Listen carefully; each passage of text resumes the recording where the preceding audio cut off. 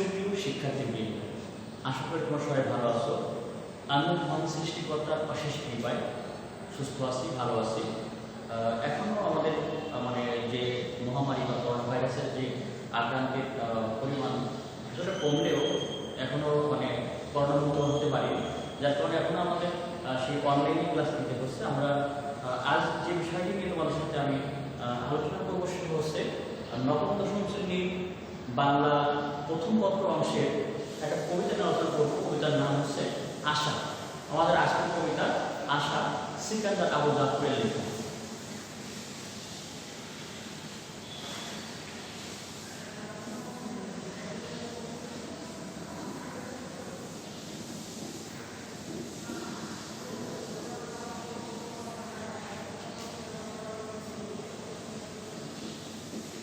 সিকান্দার আবু জাফর।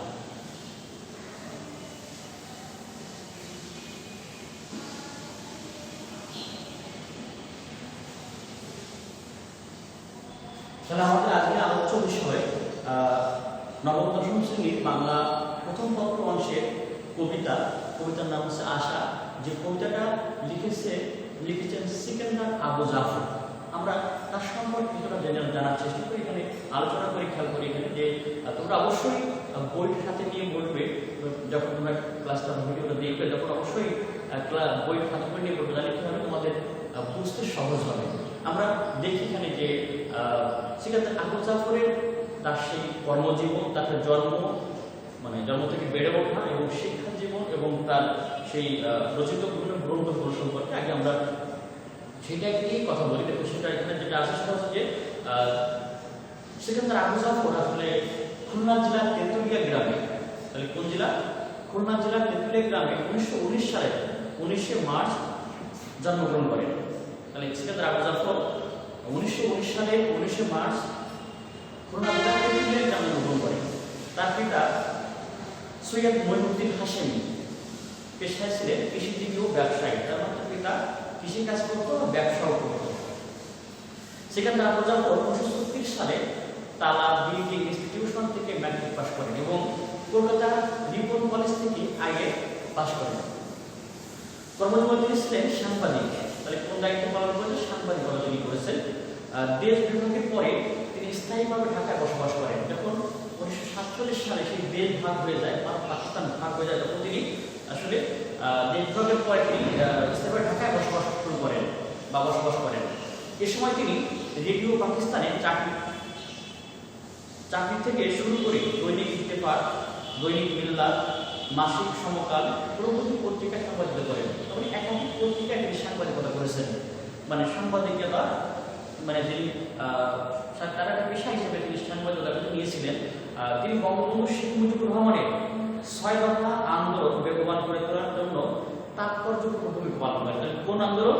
6 দফা আন্দোলন। বঙ্গবন্ধু 1963 সালে যে 6টা দফা বা 6টা দাবিমূলক যে আন্দোলন গড়ে তোলে, সেই আন্দোলনকে আরো বেগবান করার জন্য, আরো মানে ফলপ্রসূ করার জন্য, আরো কার্যকরী করার জন্য তিনি আসলে তাৎপর্যপূর্ণ ভূমিকা পালন করেন সেখানে। আমরা জানি যে বাংলাদেশের রাষ্ট্রপতি সেই বঙ্গবন্ধু শেখ মুজিবুর রহমান তিনি যে আসলে সেই 6 দফা আন্দোলনের জন্য বিখ্যাত, তার সেই আন্দোলনকে তিনি আরো ফলপ্রসূ করার জন্য এই সিকান্দার আবু জাফর সেখানে গুরুত্বপূর্ণ ভূমিকা পালন করেছেন। স্বাধীনতা আন্দোলনে তিনি ছিলেন একজন একনিষ্ঠ সাংস্কৃতিক কর্মী। মানে তিনি সাংস্কৃতিক দিক থেকে বা সাংস্কৃতিক দিক থেকে অনেকটাই অগ্রসর এবং তিনি সাংস্কৃতিক আন্দোলনে বা সংস্কৃতির মাধ্যমে তিনি তার লেখনীর মাধ্যমে তিনি তার আসলে সেই বিভিন্ন আন্দোলনে অংশগ্রহণ করেছে বা বিভিন্ন ওই অন্যায় অত্যাচার বৈষম্যের বিরুদ্ধে তিনি তার লেখনী ধারণ করেছেন। মুক্তিযুদ্ধের সময় তার লেখা আমাদের সংগ্রাম চলবে গানটি স্বাধীনতাকামী বাঙালি জাতি বিশেষভাবে অনুপ্রাণিত করে। মানে মুক্তিযোদ্ধাদেরকে অনুপ্রাণিত করার জন্য তিনি বেশ কিছু গান রচনা করেছেন এবং সেই গানের মধ্যে একটি গান হচ্ছে যে আমাদের সংগ্রাম চলবে। এই গানটি আপনার মুক্তিযোদ্ধাদেরকে আসলে যুদ্ধে মানে জয়লাভ করার ক্ষেত্রে বা জয়ী হওয়ার ক্ষেত্রে অনেকটা অনুপ্রেরণা হিসেবে কাজ করে। তার সেই গানটা আসলে অমর হয়ে আছে। তিনি আসলে যে স্বাধীনতার জন্য তার আসলে ভূমিকা অবদান, মানে এরকম অনেকেই তার মতো অনেকেই আসলে এভাবে ধরনের তার লেখনীর মাধ্যমে, তার গানের মাধ্যমে, তার সেই প্রবন্ধের মাধ্যমে, তার কবিতার মাধ্যমে দেশের মানুষকে আসলে অনুপ্রাণিত করেছে সেই যুদ্ধে জয়লাভ করার জন্য। তেমনিভাবে এই সিকান্দার আবু জাফরও হয়তো তার সেই গানের মাধ্যমে এবং কি তার লেখনের মাধ্যমে সেটা মাতানোর অনুপ্রাণিত করেছে। আসলে অনুপ্রেরণা অনেক বড় জিনিস, শক্তি থাকলেই আসলে জয়লাভ করা যায় না। অনুপ্রাণিত বা মনের দিক থেকে যদি সে উৎফুল্ল না থাকে, যদি সে স্বতঃস্ফূর্তভাবে সে অংশগ্রহণ না করে, তাহলে সেখানে আসলে জয়লাভ করা কঠিন। আসলে তার গণসঙ্গীত ও কবিতা মূলত মানুষের মুক্তি প্রেরণায় সমৃদ্ধ। গণসঙ্গীত বলতে সবাই যেখানে যে সঙ্গীত প্রধানত গণ বা একটা অনেকেই গাইতে হয়, আসলে গাওয়া হয়, সেটা বলা হয় গণসঙ্গীত। সিকান্দার আবু জাফরের উল্লেখযোগ্য কাব্যগ্রন্থগুলো কি কি দেখি আমরা এখানে, যে প্রসন্ন শহর, বৈরী বৃষ্টিতে, তিমিরান্তি, বৃশ্চিক লগ্ন, মালব কৌশিক ইত্যাদি। তাহলে আবার খেয়াল করি যে তার রচিত কাব্যগ্রন্থগুলো কি কি: প্রসন্ন শহর, বৈরী বৃষ্টিতে, তিমিরান্তি, বৃশ্চিক লগ্ন, মালব কৌশিক ইত্যাদি। সাহিত্যকর্ম অবদানের জন্য তিনি বাংলা একাডেমি পুরস্কার ও 21 পদক পদকে ভূষিত হন। তার মানে 21 পদক তিনি মরণোত্তর মানে মৃত্যুর পর তার পরিবার তার পরিবার গ্রহণ করে। আসলে তিনি বাংলা একাডেমি বাংলাদেশের ক্ষেত্রে সব থেকে বাংলা ভাষার ক্ষেত্রে অনেক বড় ভূমিকা পালন করে বাংলা একাডেমি। এটা 1955 সালে ঢাকায় প্রতিষ্ঠিত হয় বাংলা একাডেমি। এই বাংলা একাডেমি আসলে বাংলা ভাষাকে শাসন করে বা বাংলা ভাষার রূপের কোন পরিবর্তন করতে হবে কিনা, কোন ধরনের পরিমার্জন পরিবর্ধন যদি করতে হয়, এই বাংলা একাডেমি সেটাকে আসলে নিয়ন্ত্রণ করে। আর বাংলা একাডেমি আসলে বাংলা ভাষার ক্ষেত্রে একটা গুরুত্বপূর্ণ প্রতিষ্ঠান। সেটা সেই বাংলা একাডেমি পুরস্কারও তিনি পেয়েছেন। 5ই আগস্ট 1975 সালে সিকান্দার আবু জাফর মৃত্যুবরণ করেন। তাহলে আমাদের সেই যে বাংলাদেশ জাতির স্থপতি বা বাংলাদেশের সেই মহানায়ক বঙ্গবন্ধু শেখ মুজিবুর রহমান, তার মৃত্যু 1975 সালে। এই সিকান্দার আবু জাফরের মৃত্যু 1975 সালে, একই সাল, কিন্তু বঙ্গবন্ধুর মৃত্যু 15ই আগস্ট আর সিকান্দার আবু জাফরের মৃত্যু 5ই আগস্ট, একই মাস, কিন্তু 10 দিনের ব্যবধান। আসলে তাহলে আমরা জানি যে আমাদের সেই বিখ্যাত ব্যক্তি সেই বঙ্গবন্ধু শেখ মুজিবুর রহমানের সাথে সাল বা জন্মসালের মিল, মৃত্যু সালের তার মিল আছে, এবং জন্মসালের ওখানেও 1 বছর পার্থক্য। আমাদের সেই বঙ্গবন্ধু শেখ মুজিবুর রহমান জন্মগ্রহণ করে 1920 সালের 17ই মার্চ, আর সিকান্দার আবু জাফর জন্মগ্রহণ করে 1919 সালের 19শে মার্চ। সেই মার্চ মাস 17 আর 19 দুদিন ডিফারেন্স, আর এখানে জন্মেও 1 বছরের ডিফারেন্স পার্থক্য। আসলে তা আমরা এখানে জানলে সেই আমাদের সেই মহানায়ক তার সাথে আসলে জন্মমৃত্যুর সালের সাথে কিছুটা মিল আছে আমাদের সেখানে। তাহলে আমরা যে সিকান্দার আবু জাফরের যে কবিতাটা আমরা এখানে পাঠ্য আমরা বলছিলাম, যে আমরা যেটা আলোচনা করছি সেটা হচ্ছে যে কবিতার নাম আশা, সিকান্দার আবু জাফরের লেখা। সেই কবিতাটা প্রথম আমরা একবার পড়বো, তারপরে আমরা সেই কবিতার ব্যাখ্যা নেব। তাহলে কবিতাটা আমরা দেখি। তাহলে আশা কবিতা, সিকান্দার আবু জাফর। আমি সেই জগতে হারিয়ে যেতে চাই, যেথায় গভীর নিশুত রাতে চেনি বেড়ার পরে নির্ঘুমনায় মানুষেরা ঘুমিয়ে থাকে ভাই। যেথায় লোকে সোনার উপায় পাহাড় জমায় না, মৃত্যু সুখের দুর্ভাবনায় আলু কমায় না। যেথায় লোকে তুচ্ছ নিয়ে তুষ্ট থাকে ভাই, সারাদিনের পরিশ্রমে পায় না যারা খুঁজে একটি দিনের আহার্য সঞ্চয়। তবু যাদের মনের কোণে নির্দোষা গ্লানি, নির্দোষতা নেই কোন সংশয়। যেথায় মানুষ মানুষের বাঁচতে পারে ভালো, প্রতিবেশীর আধার করে জ্বালতে পারে আলো। সেই জগতের কান্না হাসি অন্তরালে হয়, আমি হারিয়ে যেতে চাই। তার মানে কবি আসলে কোন বোধ হারিয়ে যেতে চায়, কবি আসলে কোন ধরনের জীবনযাপন এখানে প্রত্যাশা করেছেন, সেটা আসলে তার সেই ভাবনা, চাওয়া পাওয়া, সেই বিষয়টা আসলে কবিতা আসলে প্রতিবদ্ধ। সুতরাং আমরা অনেকেই মানে আমরা অধিকাংশ মানুষই চাই আসলে অনেক সুখ স্বাচ্ছন্দ্যে জীবনযাপন করার জন্য, এবং সেটা আমরা মনে করি আসলে যে সুখের জন্য কিন্তু অনেক অর্থ সম্পদের থাকা দরকার আছে। যারা অনেক অর্থ সম্পদ সেই সুখী আমরা মনে করি। আসলে সুখ কিন্তু অন্য ব্যাপার, একটা মানসিক বা আপেক্ষিক ব্যাপার, সেটা অভাবের ব্যাপার। আসলে অনেক দেখা যায় মানুষ কোটি কোটি সম্পদ টাকার মালিক হয়েও, অনেক সম্পদের মালিক হয়েও মানুষ সুখী না। বা দেখা যায় যে অনেক সময় যে মানুষের সম্পদ নেই তাও সুখী। আসলে যেমন আমরা অনেকেই জানি যে সুখী মানুষের গল্পটা, সুখী মানুষের গল্পে আমরা দেখেছি আসলে সুখীকে যার গায়ে যার জামা নেই, যার ঘরে কোনো সম্পদ নেই, সে নিজের সুখী দাবি করেছে, কিন্তু অন্য কেউ নিজেকে সুখী বসে আসলে দাবি করতে পারছে না। আসলে সৃষ্টিকর্তা আসলে বড় নিয়ামত, বড় পাওয়া হচ্ছে আসলে সুস্থ থাকা। আর তুমি সুস্থ রেখেছেন, এটা একটা বড় পাওয়া। আমাদের সবসময় আমরা আমাদের সৃষ্টিকর্তা সৃষ্টিকর্তা যে অবস্থায় রাখে আর ওই অবস্থায় যদি আমরা শুকর করি বা আমরা এটাকে মনে করি না আমরা ভালো আছি, তাহলে আমরা কি ভালো থাকতে পারবো? আসলে সুখের জন্য অনেক বেশি অর্থ সম্পদের দরকার হয় না, দরকার একটা মন এবং সুস্থ থাকা সেটা।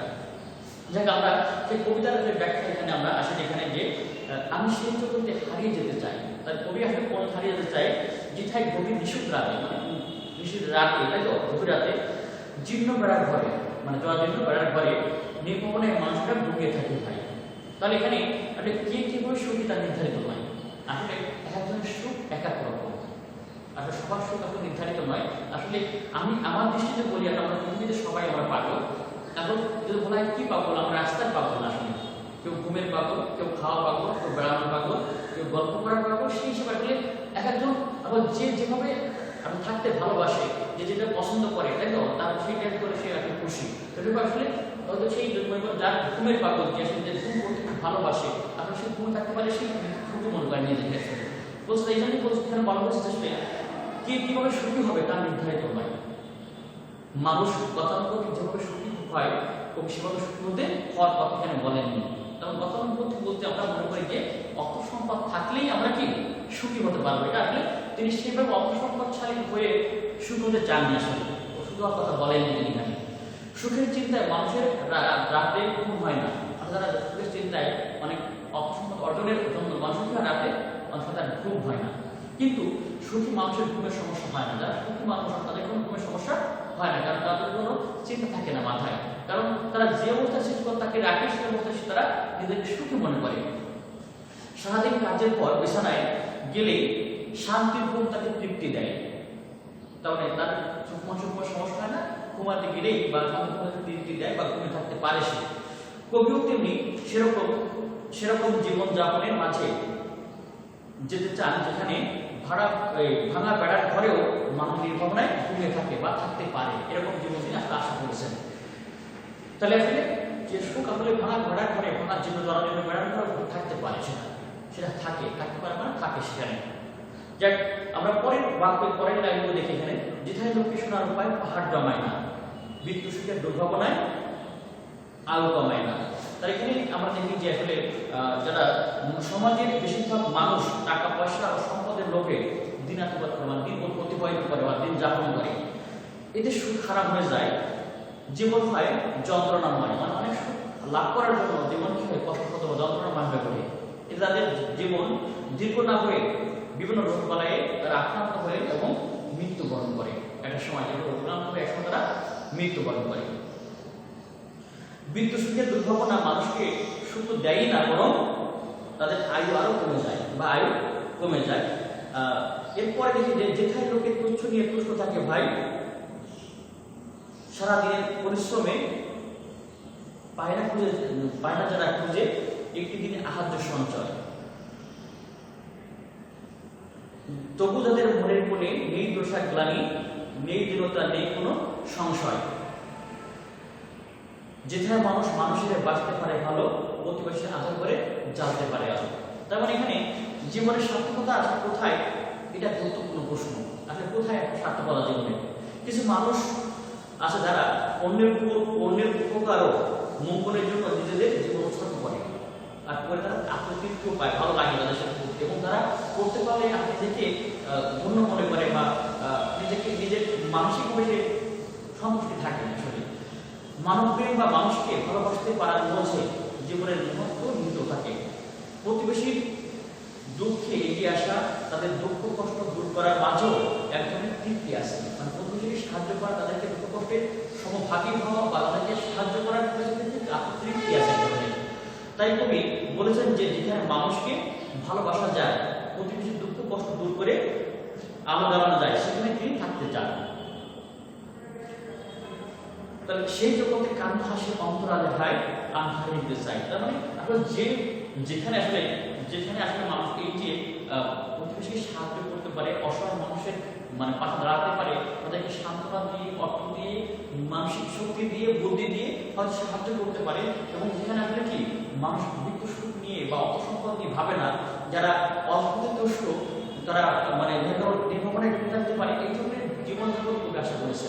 আসলে আমাদের প্রত্যেকের আসলে এভাবে প্রত্যাশা হওয়া উচিত যে আসলে কি শুধু সুখের করেছেন অর্থ বোঝাটা না, আসলে মানসিক ভাবে কতটা কষ্ট তোকে নিজের জন্য না বাঁচি আমরা, আসলে যে অন্যের জন্য বাঁচার চেষ্টা করি, এটা একটা মানসিক প্রবৃত্তি আছে।